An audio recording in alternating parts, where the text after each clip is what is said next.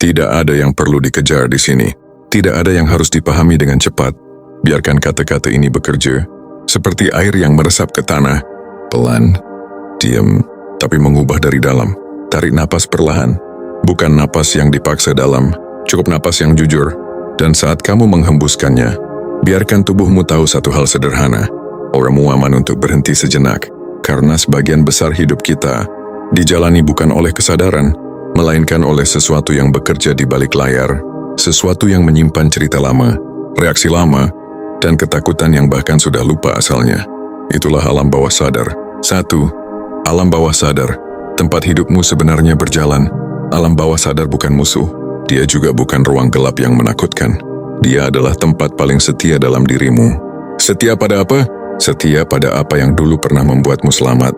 Jika dulu kamu belajar untuk selalu waspada, dia akan menjagamu dengan kecemasan. Jika dulu kamu belajar bahwa dunia tidak aman, dia akan membangun pertahanan tanpa henti.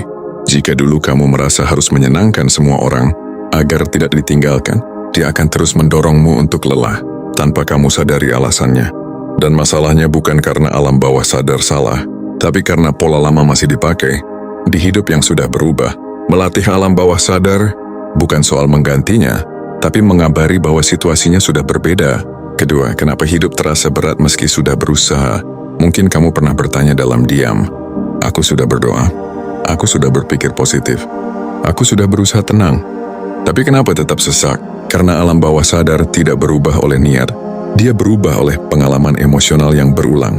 Kamu bisa berkata, aku tenang 1000 kali, tapi jika tubuhmu masih tegang, alam bawah sadarmu hanya percaya pada tubuh.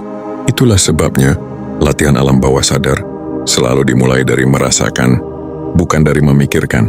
3. Langkah paling dasar, berdamai dengan tubuh. Sekarang, rasakan tubuhmu tanpa mencoba memperbaikinya. Perhatikan bahu. Apakah menegang? Perhatikan rahang. Apakah mengatup? Perhatikan dada. Apakah berat? Tidak perlu diubah, tidak perlu dilemaskan secara paksa. Cukup disadari. Setiap kali kamu menyadari tubuh, tanpa menghakimi, alam bawah sadar menerima pesan, aku diperhatikan, aku tidak sendirian. Dan itu saja, sudah menjadi latihan. Banyak luka batin tidak sembuh, bukan karena terlalu sakit, tapi karena terlalu lama tidak ditemani. 4. Mengapa ketenangan tidak bisa dipaksa? Ini bagian penting. Setiap kali kamu berkata pada diri sendiri, aku tidak boleh cemas, aku harus tenang, alam bawah sadar mendengar, ada bahaya. Dan saat ada bahaya, dia justru bekerja lebih keras. Itulah paradoksnya.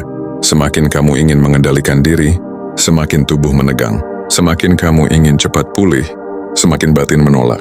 Maka latihan sesungguhnya adalah ini. Mengizinkan apa yang ada. Bukan menyerah, tapi berhenti berperang. 5. Bahasa yang dimengerti alam bawah sadar.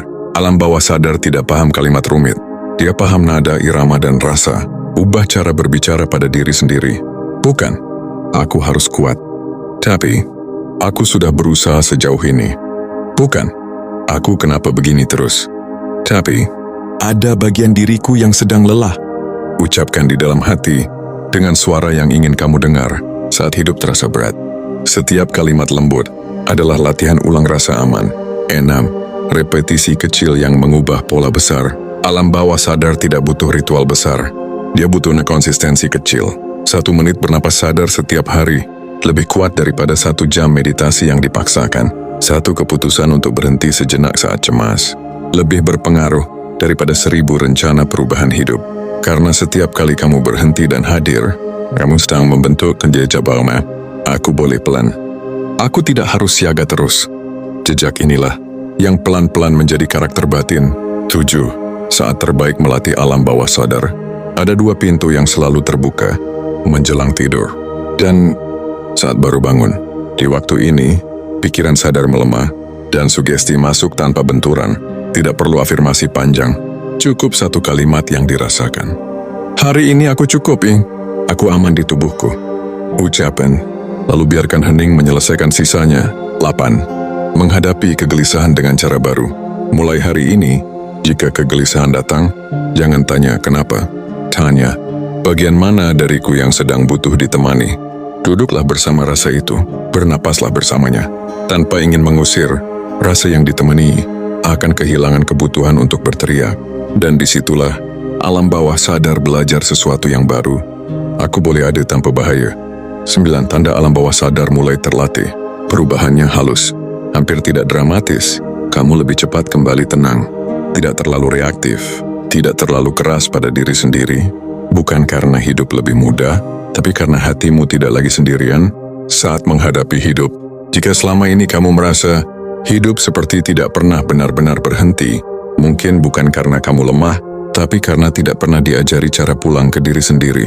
Konten ini bukan untuk membuatmu berubah hari ini, bukan untuk menjadikanmu tenang seketika, tapi untuk menanam satu kesadaran kecil bahwa kamu tidak rusak, kamu hanya terlalu lama bertahan sendirian. Jika kata-kata ini terasa pelan tapi mengena, jika ada bagian dari dirimu yang akhirnya bisa bernapas, biarkan dirimu kembali ke ruang ini kapanpun dibutuhkan. Dan jika kamu merasa masih ada beban yang belum terurai, masih ada kegelisahan yang belum menemukan bahasa, mungkin nafas baru bisa menjadi tempat singgah sejenak di tengah hidup yang terlalu bising, bukan untuk melarikan diri dari dunia, tapi untuk kembali ke dunia dengan hati yang lebih utuh.